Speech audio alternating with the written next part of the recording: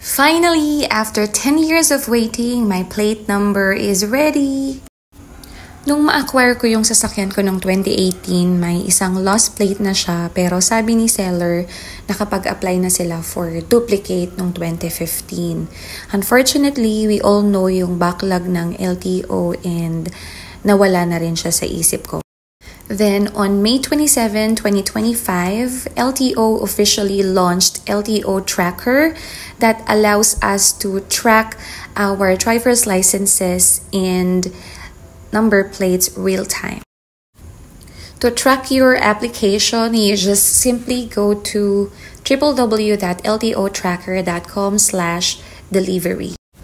In my case, since plate number ko yung gusto kong i-track, kaya pinili ko yung plate number and in-enter ko yung plate number ko.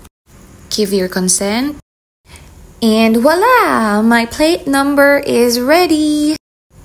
May dalawang options to receive your plate number, delivery, or pickup. Pinili ko yung delivery kasi mas convenient.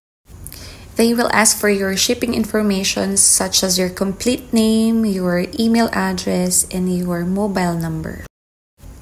May 4 na delivery courier options and pinili ko yung Go21 kasi sounds familiar. They will ask for your delivery address and photos of your valid ID and CR.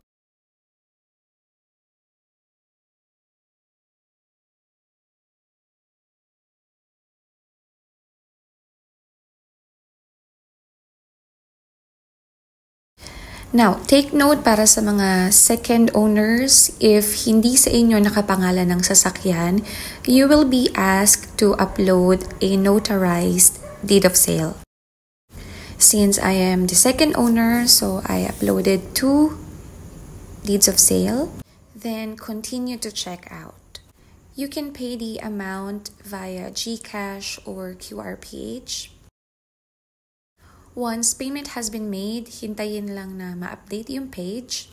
And there you go. Hihintayin ko na lang na dumating yung plate number ko sa bahay. Hopefully, hindi abutin ng another 10 years.